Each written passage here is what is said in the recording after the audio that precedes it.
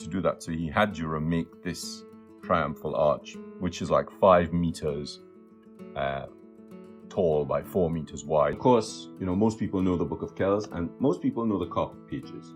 They are absolutely wonderful. But it really is, and it really shows off. And that sort of takes us out of the Gothic period into the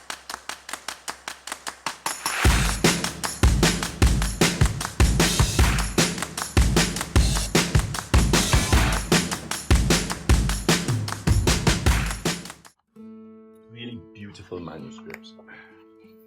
And of course they used, you know, very convoluted, constructed Lombardic shapes with cadell forms that were in-painted.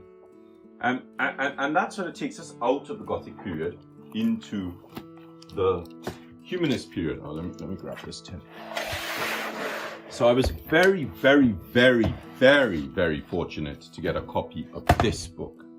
I couldn't believe when this was sent to me. So this was curated and edited by Nicholas Barker, who's an amazing historian. It's called The Glory of Writing. And it's a facsimile of a manuscript, a Renaissance manuscript.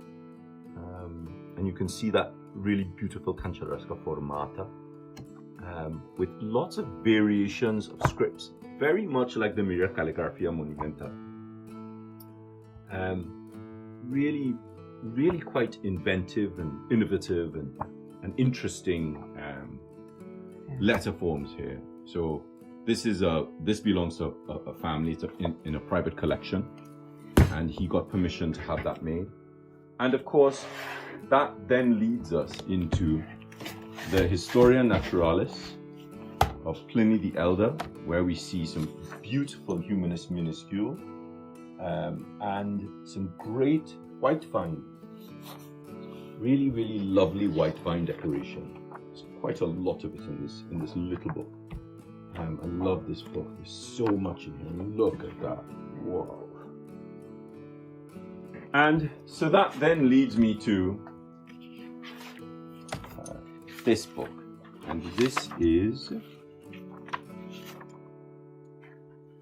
a facsimile of Cresci's Writing Master copybook. So it's all in cancelleresca. Quite a lot of cancelleresca formata. We have some cancelleresca cursiva, some flourishing, some ligatures, some bastard secretary hand, and some Roman scripts, and obviously some brush Romans, which are really quite beautiful. Now we leave the English writing master period, the Italian writing master period, and we go to something that, sorry about the little twirl there, something that really affected me. So when I was in Trinidad, I started doing research at the archives in Trinidad, and I came across things like this. So this is from Barbados. So thankfully my friend Anne, who's one of the senior paper conservators at the Victoria and Albert Museum, she was doing some conservation in Barbados, and she sent me some images of these. So this is typical English round hand script, which again is different from copperplate script. So that's what really started to influence my life and push me through to get to this point where I ended up with the Universal Penman, which I'm sure most of you know.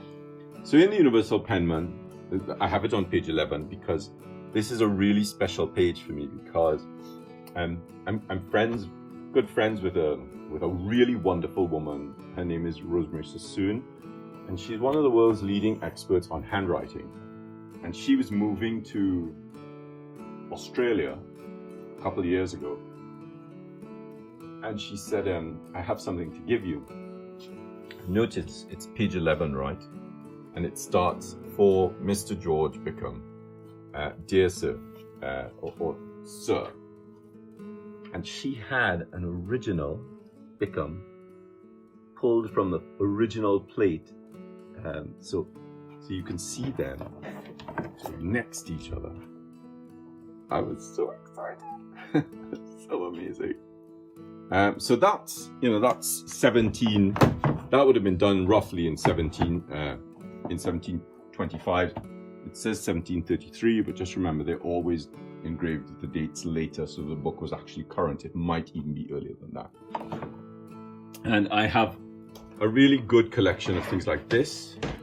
So this is a map, and this is an engraving, and so you can really see that English roundhand script there. So this is from 1735. And then I have some originals like this. So this is 1774, and I actually have an original Hogarth, which shows the serpentine line, or the line of universal beauty. Then of course we have these great books. So these are samples of books from the V&A, and this is from Cocker. So in Edward Cocker's book, he looks at how to produce a pointed pen cadell structure for a fracture-based capital. And of course that sort of brings us to here. And so we have a copy of the Cocker manuscript there. It's very fragile, so just sort of, I have to get Anne to conserve this properly. So this was done in 1887. Of course, Cocker's considerably earlier than 1887. And Cocker also contributed to the Universal Penman. So he's roughly around 1730. Just going to try and get to the back of this book. So here we have some of the facsimile sheets. And you can really see this amazing script. Funnily enough, it was this helped me to come to terms with my structure for my manual, this rule of 3.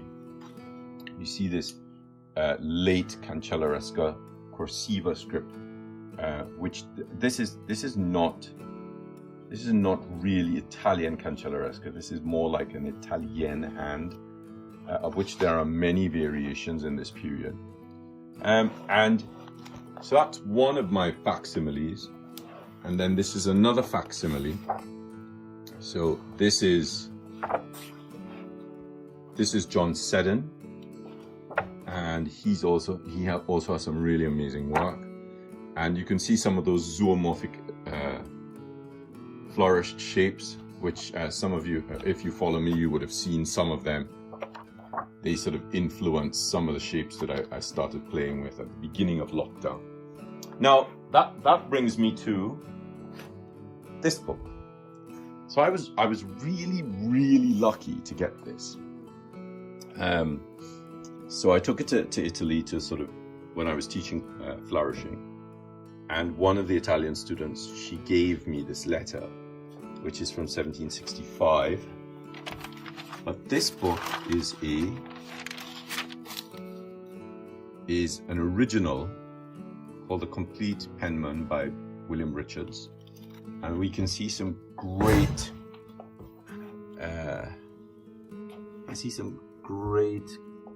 English round hand shapes in there.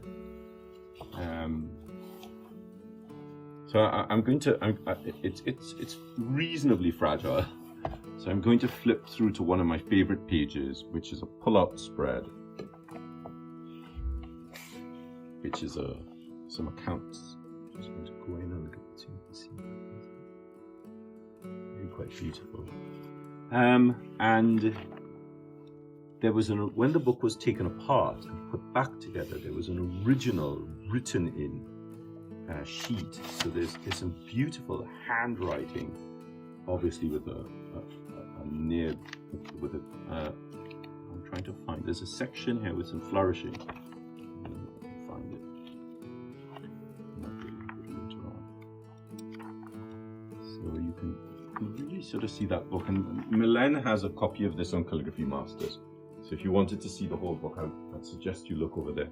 So we move out of the English Writing Master period, and I met this guy in New York who was a friend of a friend's, and he was, when did I meet him? I must have met him in 19 1999, and he had this original Xena copybook, and he said to me, "I'd really love for you to have this because I know you would use it." And so this really sort of started me down the road of Spencerian script. And of course, I also have Brian Walker to thank for his input into my studies in Spencerian script. And so that sort of brings us up to some of the books that I have.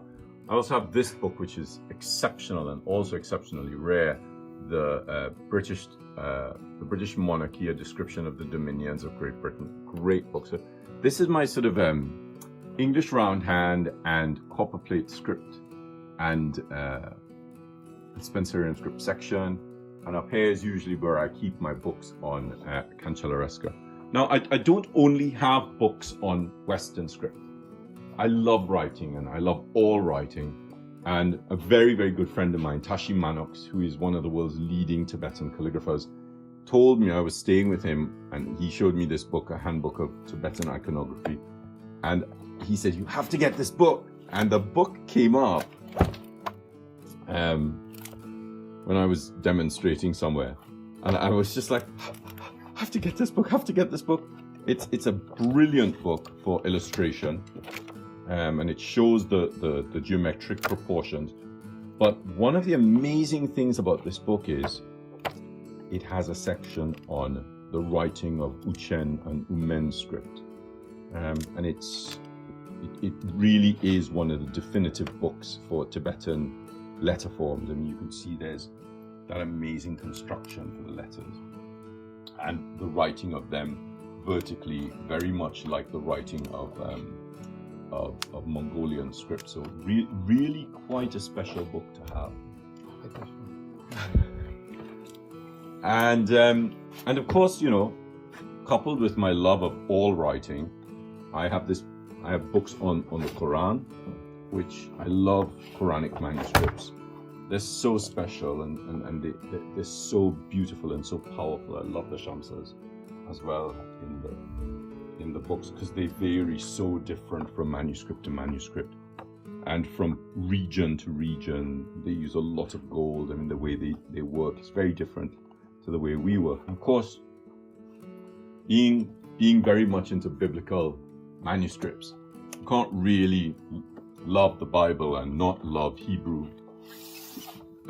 scripts. So this is a really great book that I have. I have lots of other books on Hebrew script, but this comes from a series,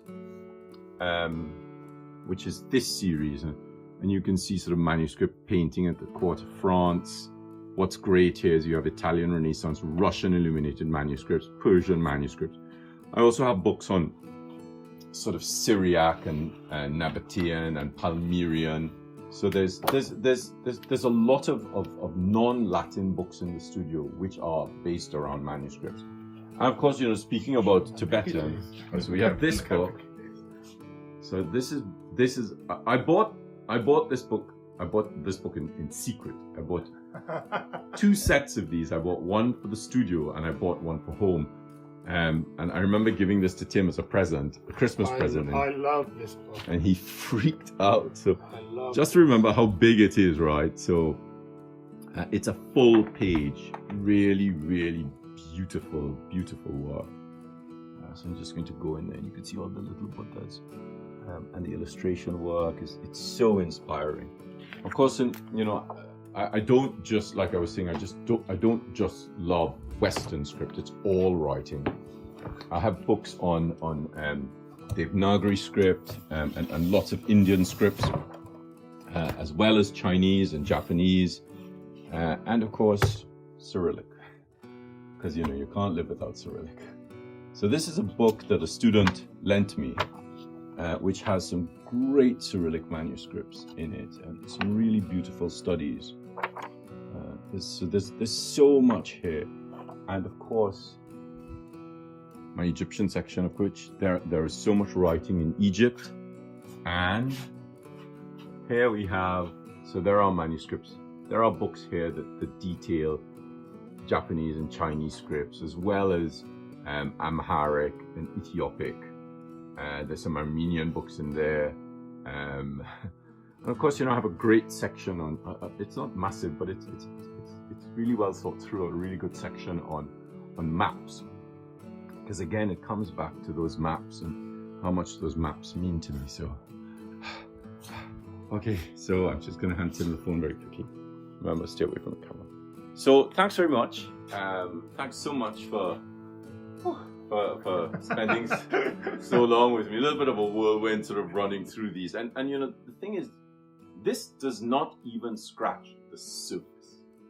This is not even a scratch on the scratch of the scratch of the surface. And I really hope that this helps you to want to do a little bit more manuscript studies and a little bit more research into manuscripts. Because as calligraphers, you're not just writing. You're standing on the backs of millions of scribes who have lived over the last, 6,000 years, and knowing what they did and how what they did influenced the development of what you are doing will only seek to better the scripts that you are trying to write. It will give you a deeper understanding of the writing, and it will help you to connect to generations of scribes who are part of our tradition. So thank you very much.